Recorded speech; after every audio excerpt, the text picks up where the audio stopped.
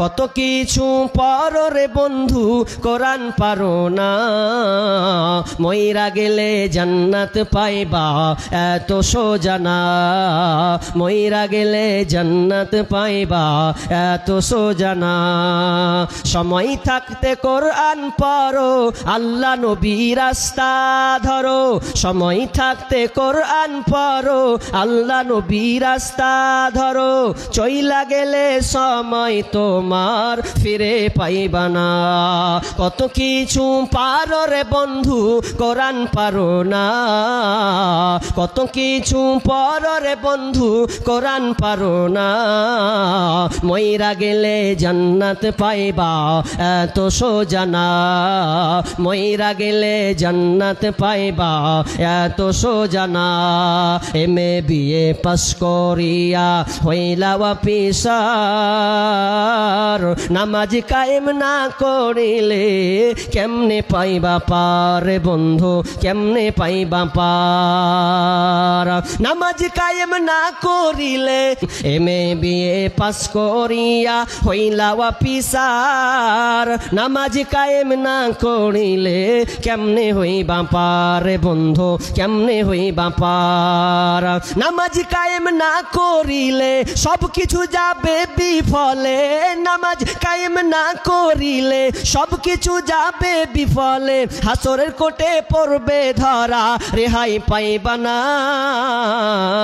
কত কিছু পারো রে বন্ধু কোরআন পারো না, মইরা গেলে জান্নাত পাইবা এত সোজা না, মইরা গেলে জান্নাত পাইবা এত সোজা না।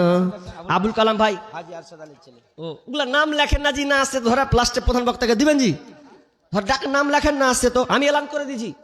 ভাই আবুল কালাম ভাই আছেন, আরেকজন ভাই দিয়েছেন 100 টাকা।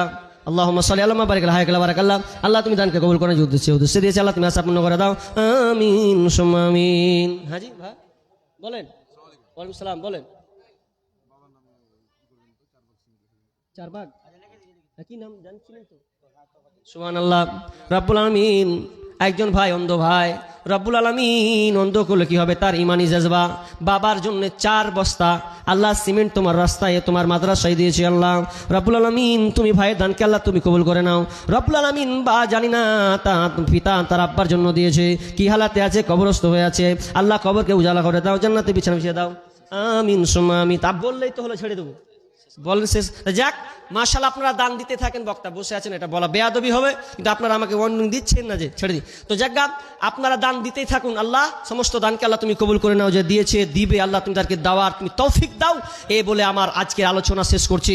আমার বিষয় ছিল আমানত। আমানত খুব গুরুত্বপূর্ণ, খেয়াল রাখবেন, যে কোনো আমানত হোক না কেন, কথার আমানত বলেছি, হাত পা সব কিছুর আমানত আছে, এগুলো রক্ষা করতে হবে। সন্তানদের জন্য, সন্তানরা হচ্ছে আপনার জন্য আমানত, এই সন্তানদেরকে আপনার ঠিক মতন বহাল রাখবেন, তাকে দিনই শিক্ষা দেবেন। এই আলোচনা হয়েছে, এমন স্ত্রীরা দেখে বলবো আপনার স্বামী আপনার জন্য আমানত, তারাও আপনার জন্য আমানত, এগুলোকে আপনাকে ঠিক মতন বহাল রাখতে হবে।